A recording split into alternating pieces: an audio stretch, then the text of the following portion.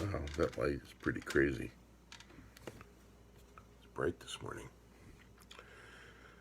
So, day 16, 30 days to better critical thinking. Day 16, get control of your emotions.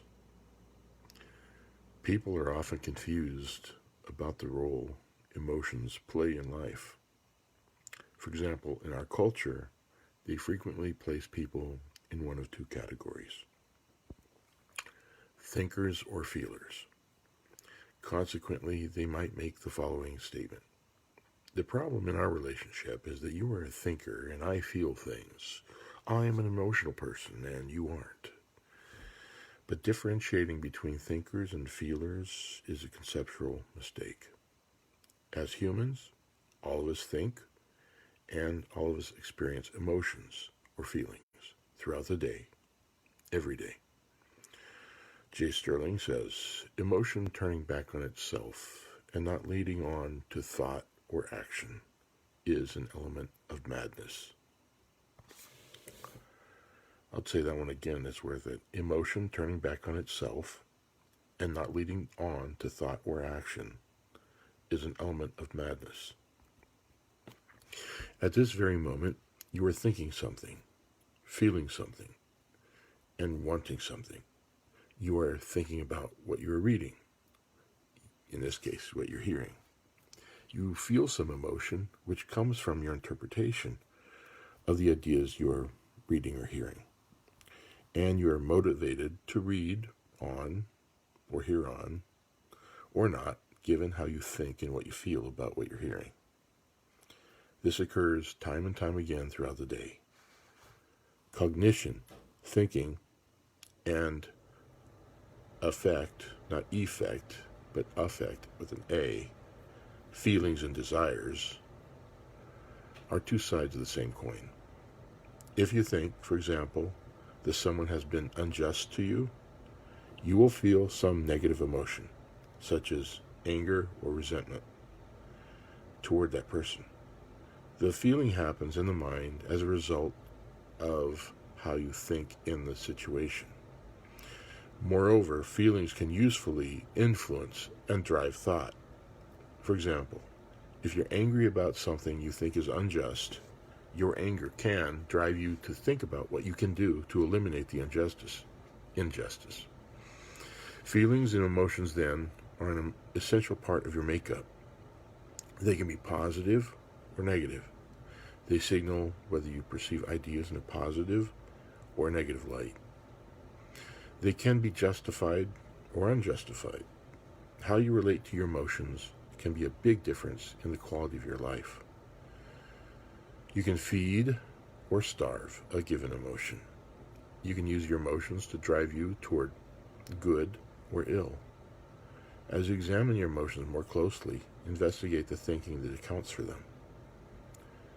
You can attack thinking that leads to self-inflicted, unproductive emotional pain.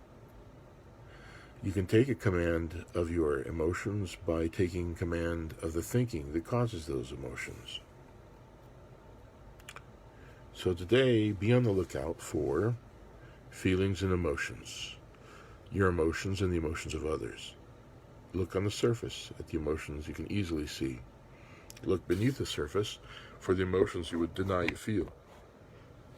Notice how people often justify their own negative emotions.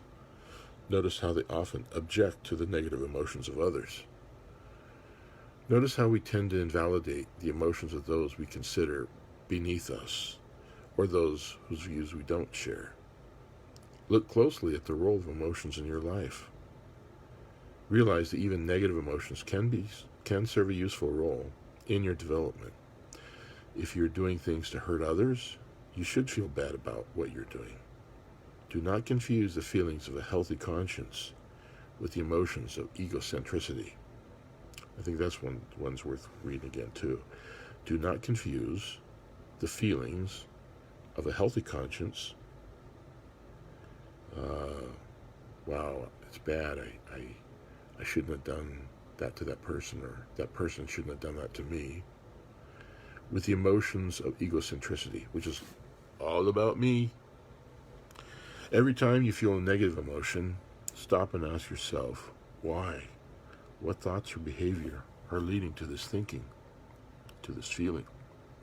Resolve to attack unproductive thinking with productive thinking, which should lead to productive feelings. Strategies for taking control of your emotional life. Begin to notice the emotions you regularly experience. Say, every time you experience a negative emotion, say, what thinking is leading to this emotion? Or, why am I feeling mad? Why am I feeling sad? Why am I feeling resentment? Why? What is causing me to feel this? What thinking? See whether you can identify some irrational thinking underlying the emotion. Well, how dare they, blah, blah, blah, because you don't even necessarily know the facts. If so, attack that thinking with better, more sensible thinking. Once you act on the new thinking, your emotion should begin to shift accordingly. If you experience negative emotions frequently in your life, look closely at what is causing these emotions. Is it you? Is your irrational thinking leading to unproductive behavior? Are you in a dysfunctional relationship that you need to get out of? Is it your job? Until you directly face the problems in your life that are causing negative emotions, and until you do something to change the situation, those negative emotions were going to keep coming back. Get to the root of those emotions. Don't ignore the issues until you've fully dealt with the problems. Attack your mind with thinking that leads to productive behavior and positive emotions.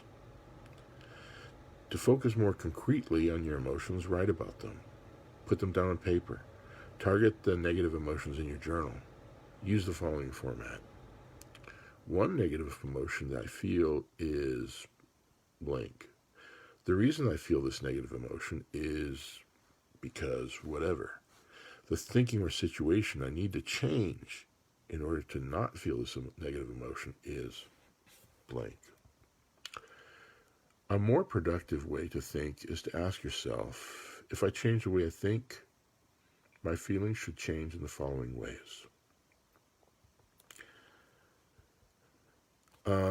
This strategy is focused on negative emotions. By analyzing what is giving rise to negative emotions, you can often identify problems. Now, wait a minute. I want to add something of my own at the end of this, and it's about negative emotions that may not come from thinking. Okay, just a second. I'm going to finish what they wrote for the next paragraph, but I'll tell you what I'm thinking about things I experience. By analyzing what has given rise to negative emotions, you can often identify problems in your thinking and behavior. If you don't experience many negative emotions, there can be a number of reasons why. For example, it might be that you are living a predominantly rational life, and therefore you experience the positive emotions that come with reasonable, unselfish living. Or it might be that you are satisfied and happy with your life because you are getting good at manipulating others. That is, getting good at what you want without having to change. For example, the successful dominator primarily feels positive emotions. Dominators, bullies, all those guys, they feel great about it because they're getting what they want. It is up to you to determine the truth about your emotional life. So that's over with that part. This is the part that I would add my own insights about. So they look at negative emotions primarily springing from thinking errors, from how you analyze the situation. That is one area, a very significant area. But I've experienced something else too. A lot of times, we are emotional beings, and it comes also from our physicality. It comes from we are beings in flesh and blood and bone. And so somebody can push into you in a crowd and you feel mad. So it's not just your thinking. It's just like immediately get mad because we're wired to do that, to defend ourselves. So that's another part that they didn't really look at. The thinking is when you're thinking somebody's going to do something and then you start thinking about how you're going to defend yourself. That's different than being pushed and immediately get into something. Although it's good to think about what you're doing before you do get into something that's going to be to your benefit. Instead of just reacting. The other thing that I've experienced is I've noticed if I feel bad, that I get enough sleep. Not enough sleep will screw your emotions up. Did I eat something weird? Um, food, fast food, greasy food, all kinds of food does affect your emotions. And we know that when we see little kids singing around on sugar. So food does affect your emotions. What did you eat? Sleep, eat. Do you have to go to the bathroom? I mean, not to be blunt, but sometimes when you're bound up or something, or you have to go take a whiz and you've been pushing it off, that doesn't make you a happy person. It doesn't make you good. It makes your emotions screwy. So, sleeping, eating, emotion, thirsty. Are you thirsty? Are you dehydrated?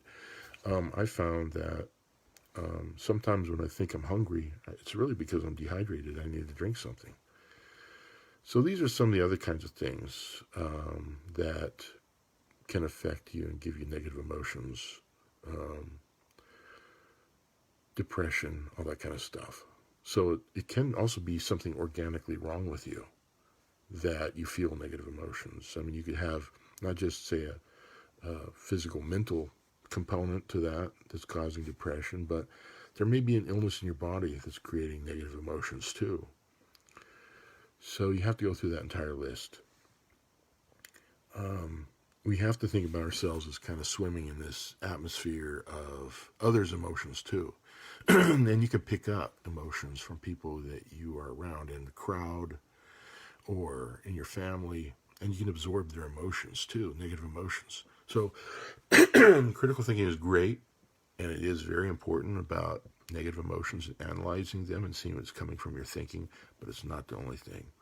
It's also social, other people. It's also organic, your body, needs that you haven't been meeting as far as your body. So it's very complex.